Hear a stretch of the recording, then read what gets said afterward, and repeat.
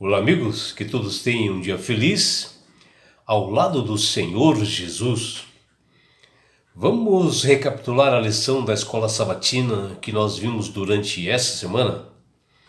E hoje, sexta-feira, 19 de agosto, é um estudo adicional da lição de número 8, que ela tem como título Vendo o Invisível. O cego Bartimeu, que ele morava em Jericó, que ele teve um encontro, com Jesus. Ele era filho de Timeu e ele não era só cego, ele era mendigo. Ele andava por várias cidades ali em torno de Jericó como um pedinte, para poder sobreviver.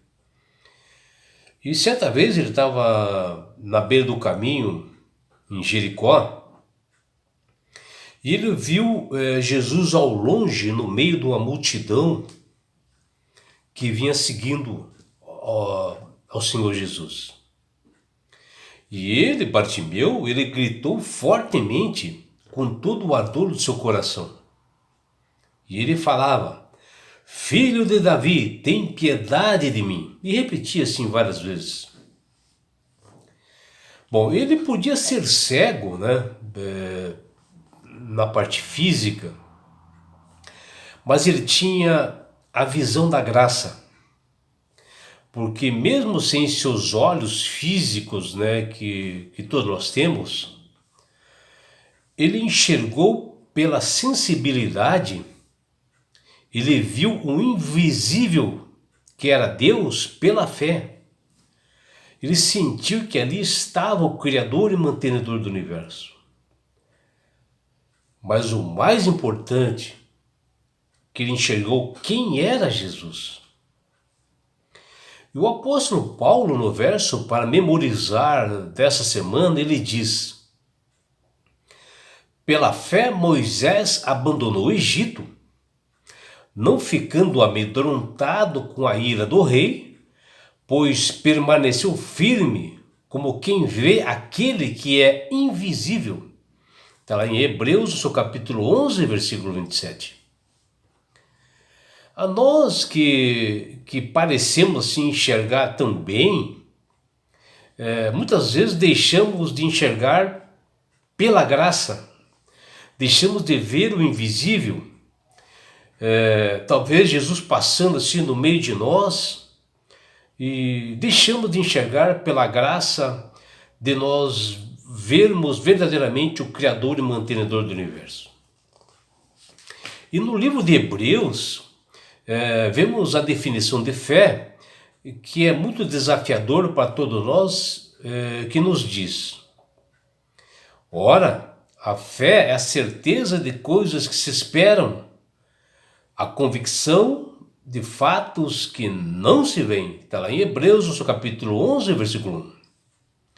E o patriarca Moisés, em várias ocasiões que ele conduzia o povo de Israel para Canaã, ele teve aquela certeza daqueles fatos assim que ele teve a convicção daqueles fatos que não se veem.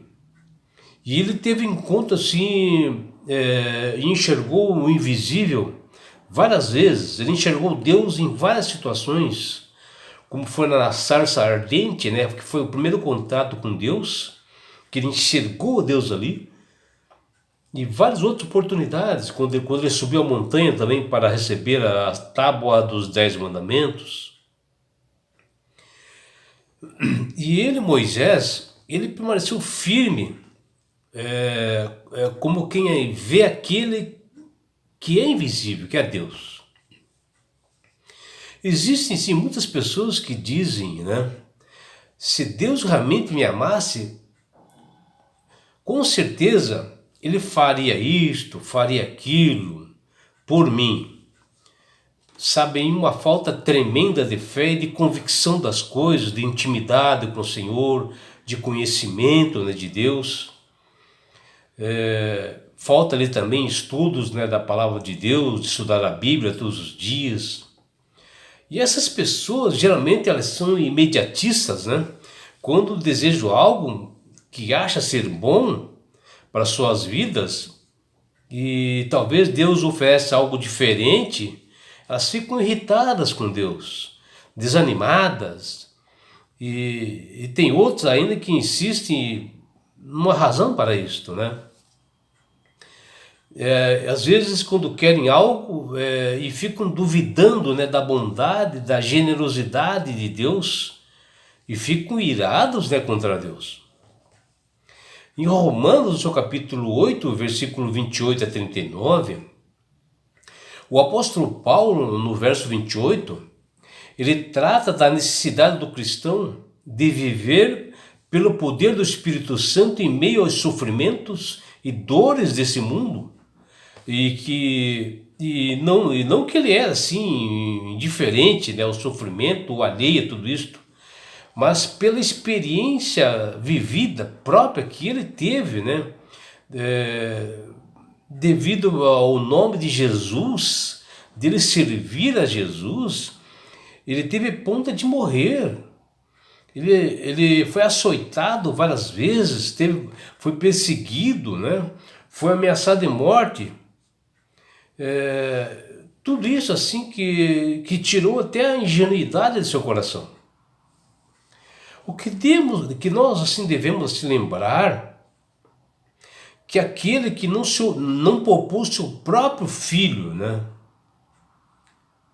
que foi Deus, que ele não poupou seu próprio filho Jesus, e era o único filho que ele deu assim com um grande amor, o maior presente a todos nós, que este filho, né, morreu na cruz do Calvário, pagou pelos nossos pecados para nos salvar.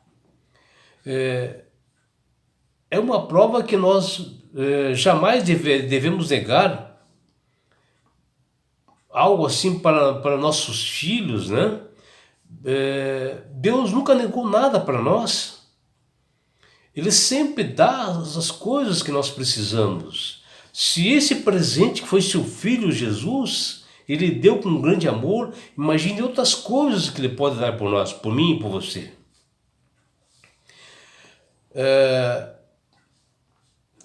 Quem diz realmente que Deus está alheio, que não se importa com ele, e que acha que Deus não é amoroso, não é misericordioso ou não é generoso, é que não conhece a Deus. Falta-lhe conhecimento das Sagradas Escrituras. Porque esse nosso Deus é um Deus tremendo, um Deus que nunca nega nada para os seus filhos. Ele sempre dá o melhor para nós. Por isso que a morte do Filho de Deus, Jesus, tem que ter assim, um impacto bem grande, bem forte na nossa vida, nas nossas decisões, em nossos pensamentos, né? E que as dúvidas que nós temos, nas aflições, nos crisóis que nós temos, elas possam ser sanadas da melhor forma possível pela fé, acreditando no invisível, acreditando nesse amor provado na cruz do Calvário.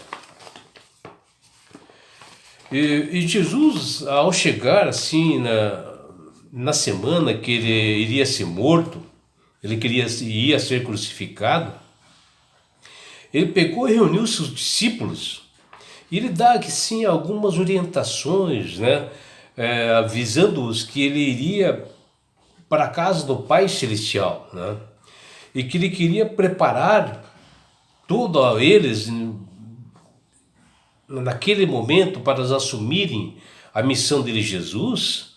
Mas o mais importante é que Jesus iria preparar um lugar nas mansões celestiais, e que eles deveriam continuar seu ministério aqui na terra, e que ele retornaria, né, para levá-los. Após falar que Jesus, que ele é o único caminho para Deus Pai, principalmente porque ele é o Filho de Deus, e ele e o Pai, eles são uma única pessoa. Ele está falando que ele iria para o céu e preparar um lugar para todos nós. E o Senhor disse que outro grande benefício de sua partida para os céus, que ele falou, né, para os discípulos, é que ele estaria no fato que seus discípulos seriam habilitados assim para continuarem a obra dele, Jesus, aqui na terra. Continuar o ministério que ele havia começado, e falou que esse trabalho dos discípulos seria ainda maior do que ele já tinha feito aqui na terra. Porque eles alcançariam assim, muitas pessoas através do evangelho, em extensões maiores, em outros países. E João, no seu capítulo 14, versículo 12, ele diz, ó: aquele que crê em mim fará também as obras que tenho realizado. Fará coisas ainda maiores que estas, porque eu estou indo para o Pai. Viu, meus amigos? E Jesus diz as obras que serem maiores em extensão, em mais pessoas, em alcance, né, de pessoas, e que eles teriam a ajuda, né, do Consolador, do Espírito Santo, para lhes dar sabedoria, né, dar-lhes poder. E Jesus ainda continuou nessa conversa. Olha o que ele fala: e eu farei qualquer coisa que vocês me pedirem em meu nome. Está lá em João, no capítulo 14, versículo 14. Jesus ele foi assim claro aos discípulos que não ficaria com eles aqui na terra por muito tempo e que faria tudo por seus discípulos, porque ele amava todos eles. Ele amava aqueles perdidos também que deveriam ser alcançados e que eles deveriam pedir sempre isto em orações, né? Em comunhão assim, fervorosa. E até ele, Jesus, ensinou seus discípulos a orarem. E Jesus conhece mais a respeito de orações do que todos nós, do que qualquer pessoa, porque ele é o Criador e mantenedor do universo. Ele é conhecedor como Deus. Ele conhece o mais fundo da nossa alma, as nossas necessidades. E Jesus, ele esteve também na forma humana, porque ele esteve aqui entre nós. Então ele sabe de nossas necessidades e fraqueza. Por isso que ele sabe dentro dos dois lados, né? Como Deus e como ser humano. Ele não só orou ao Deus Pai aqui na terra, como hoje, né? Ele intercede a nosso favor no céu, como nosso advogado, nosso mediador. E por isso que ele orientou os seus discípulos no que aconteceria. Porque ele fez um sacrifício por nós e que nós podemos reivindicar as suas promessas. E por isso que ele, ao finalizar as orações, sempre nós falamos, né? Em nome de Jesus, amém. Porque no nome de Jesus tem poder. E ele nos auxilia realmente nas nossas necessidades. Ele está junto ao Pai para interceder por nós. E sempre nas orações nós devemos envolver a Trindade, Pai, Filho e Espírito Santo. E o próprio Paulo, em Romanos, no seu capítulo 8, versículo 26, ele fala sobre isso. Veja o que ele diz: da mesma forma o Espírito Santo nos ajuda em nossa fraqueza, pois não sabemos como orar, mas o próprio Espírito Santo intercede por nós com gemidos inexprimíveis. Aqui o apóstolo Paulo ele fala que o Espírito Santo leva as nossas orações até Deus, nos ajudando, né? Porque isto que nós oramos, por isso assim que nós devemos assim, quando orar, nós exaltarmos o nome do Pai, Deus Pai, em adoração, né? Exaltar. E depois pedir o nome de Jesus, e colocar o nome do Espírito Santo, que é o condutor das nossas orações, que ele vai levar esse pedido ao Deus Pai. A cruz em que Cristo deu a sua vida por todos nós, pecadores, foi o que é de mais importante e essencial para a salvação da humanidade. Onde ali nós somos redimidos da morte eterna. Ali Cristo pagou os nossos pecados, porém a cruz sozinha, ela não teria nenhuma função salvadora se Jesus não tivesse ressuscitado e ascendido aos céus. A ressurreição, ela é o selo da comprovação da validação da cruz do Calvário. Foi ali que deu autenticidade à eficácia da cruz.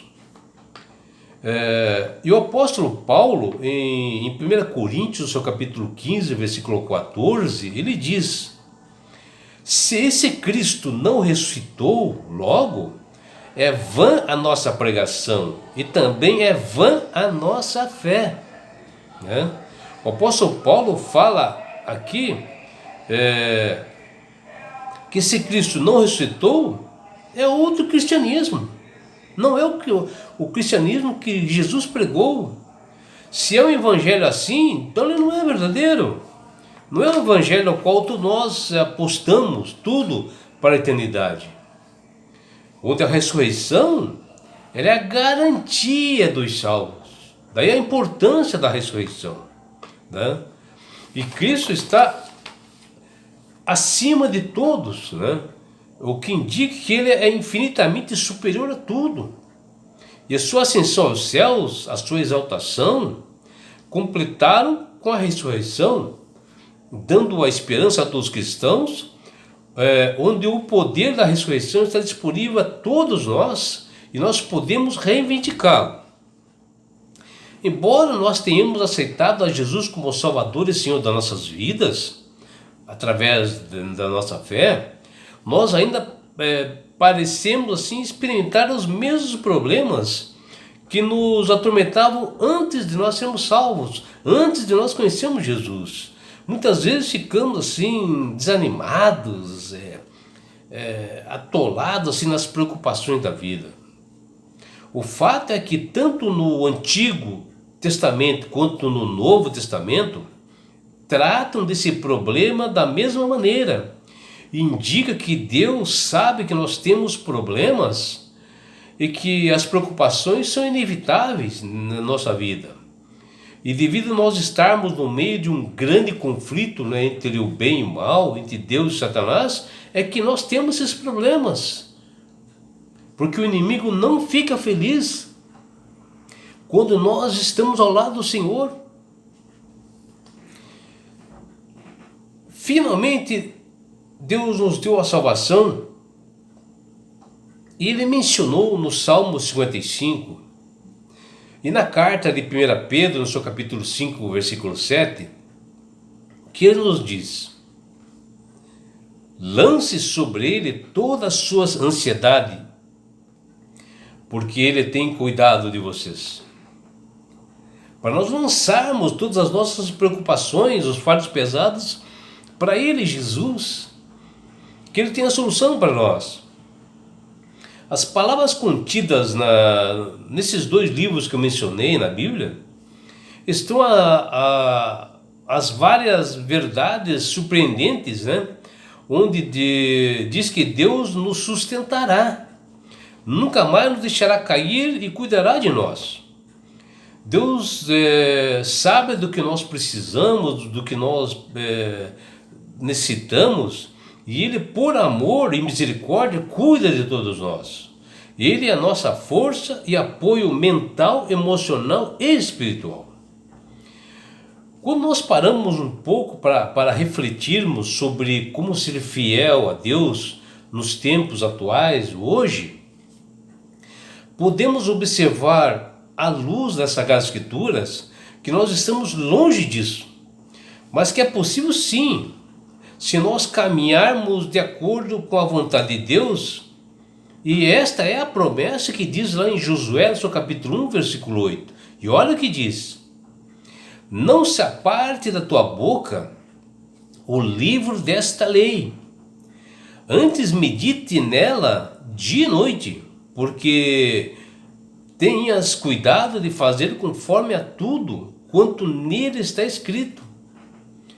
Aqui está falando da importância de nós lermos as Sagradas Escrituras, de nós fazermos conforme ela está descrevendo para nós fazermos. Aqui está as instruções para nós sermos fiéis a Deus, mesmo sem vê-lo, porque a sua palavra santa está à nossa disposição para nós seguirmos, para nós caminharmos dentro dela. É muito ruim, né, e desagradável pensar que ninguém se importa conosco, né? E que nós estamos sofrendo nesse mundo sozinhos. Mas muito pior e muito mais triste é nós pensarmos que Deus não se importa conosco. E é assim que o povo de Israel pensavam na época, quando eles foram enviados por Deus para o exílio por 70 anos devido à sua rebeldia, dos seus pecados, né? E eles estavam lá para se educarem, para crescerem espiritualmente. Eles estavam no momento de instrução. E o povo estava assim aflito, né? Porque foram passando seus anos.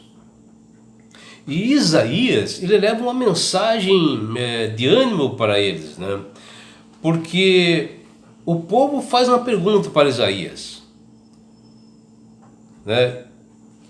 Por que Deus havia esquecido dele? Aí Isaías faz uma outra pergunta: por que se queixa, ó Israel? Por que se estão se queixando? Né?